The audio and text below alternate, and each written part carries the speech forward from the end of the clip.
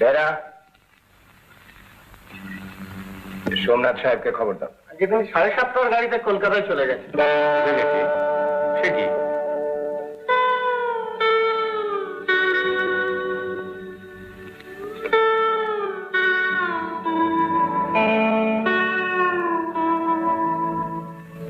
অনিতা, তোমার স্বপ্ন সূর্য তরুণকে আমি বুঝতে চাই না, এ কথা ঠিক নয়।